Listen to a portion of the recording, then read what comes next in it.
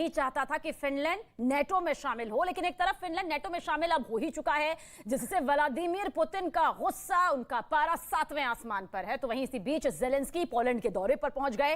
Train के जरिए Zelensky Poland में पहुंचे हैं। जानकारी आप तक पहुंचा दें कि पोलैंड भी नेटो का सदस्य है और जो भी मदद महायुद्ध के दौरान अमेरिका या फिर नेटो की तरफ से यूक्रेन तक अब तक पहुंची है, वो पोलैंड के रास्ते ही पहुंची थी। तो आप समझिए कि पोलैंड की भूमिका यहां पर किस तरह से रही है, उस सेतु की तरह रही है जहां पर यूक्रेन को अगर रूस का मुकाबला करना रहा, जो कि वो अब तक कर रहा है, तो वो रास्ता जो रहा है वो पोलैंड के जरिए रहा है। और पोलैंड दौरे पर इस वक्त यूक्रेन के राष्ट्रपति जेलेंस्की हैं। जेलेंस्की अगर यूक्रेनी सेना को इस युद्ध में, इस महायुद्ध में अब तक टिका पाए हैं, तो उसके पीछे पोलैंड की भी एक महत्वपूर्ण भूमिका रही है। वो रास्ता रहा है जिसके जरिए हथियार पहुंचता रहा है। और आप देखिए किस तरह से पोलैंड दौरे पर जेलेंस्की है।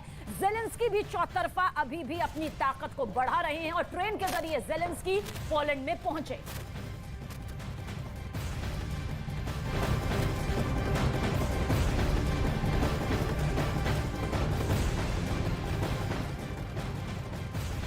और रूस के राष्ट्रपति पुतिन को लेकर उनके ही पूर्व सुरक्षा अधिकारी ने बड़ा पर्दाफाश किया है। क्या ये पर्दाफाश आपको बताते हैं? व्लादिमीर पुतिन को अपनी सुरक्षा का खौफ सताता रहा है, इसलिए वो बंकर से बाहर नहीं निकलते। यही नहीं, पुतिन को वॉर क्रिमिनल यानी युद्ध अपराधी बताया गया है।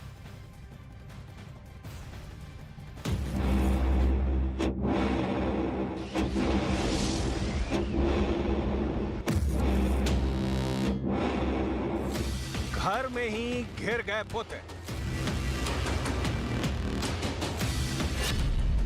रूस में सुलगेगी बगावत की चिंगारी। पुतिन के करीबियों ने कर दी गद्दारी।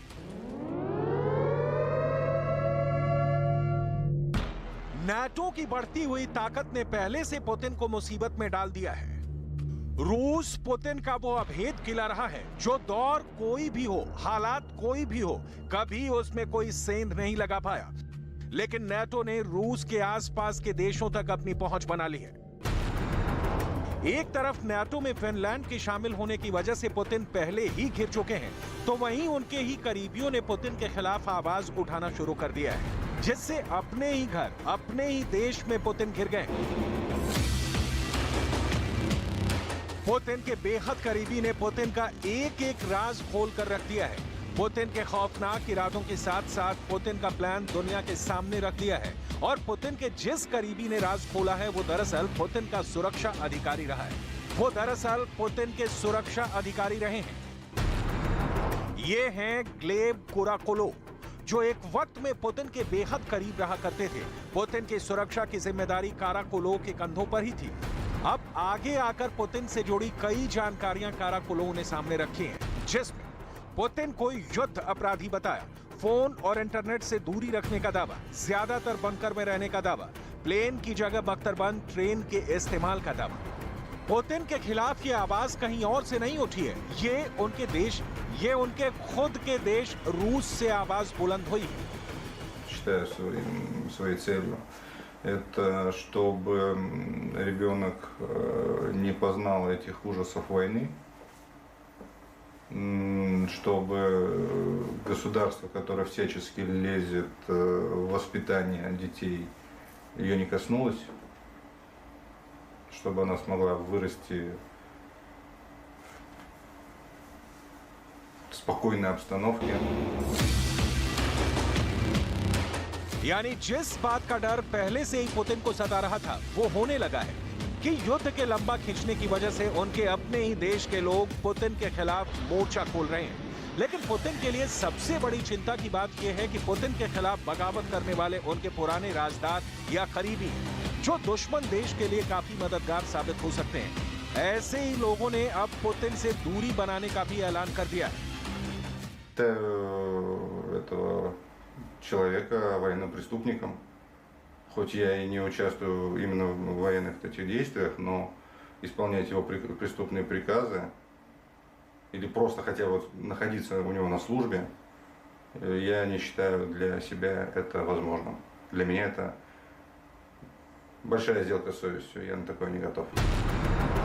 काराकोलोव पहले शख्स नहीं है जिन्होंने पुतिन से दूरी बनाई हो, युद्ध को लेकर उनकी सोच को सार्वजनिक किया हो। पहले भी पुतिन के कई करीबी बगावत का झंडा बुलंद कर चुके हैं और वजह है यूक्रेन का वो युद्ध जो खत्म होने का नाम नहीं ले रहा है।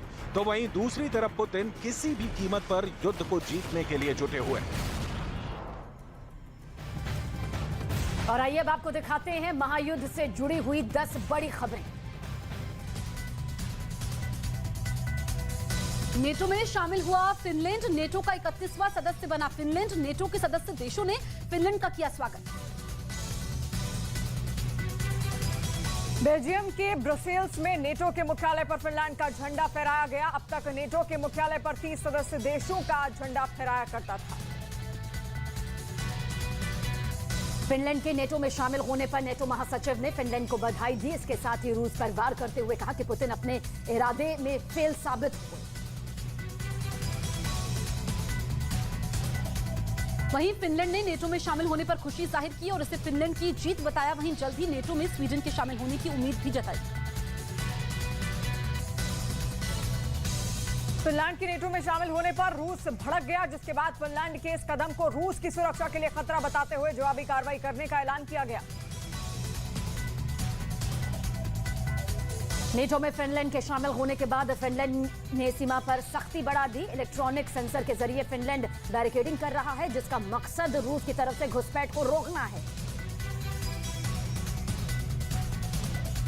नेटो की जुलाई में समिट होने जा रही है, जिसमें खास तौर पर जेलेंस्की को बुलाया गया है। इसको लेकर नेटो महासचिव ने ऐलान कर दिया है कि समिट में जेलेंस्की के आने को लेकर उत्सुक है। एक तरफ रूस ने बेलारूस के लिए इस्कंदर मिसाइल को रवाना किया है, तो वहीं दूसरी तरफ जेलेंस्की पोलैंड के दौरे पर पहुंचे, जहां ताजा हालातों पर चर्चा हुई।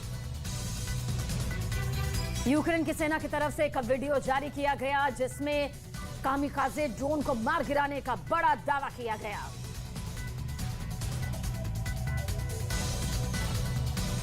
पुतिन की पूर्व सुरक्षा अधिकारी ने पुतिन के खिलाफ मोर्चा खोल दिया है और पुतिन को युद्ध अपराधी बताते हुए कई गंभीर आरोप भी लगाए हैं।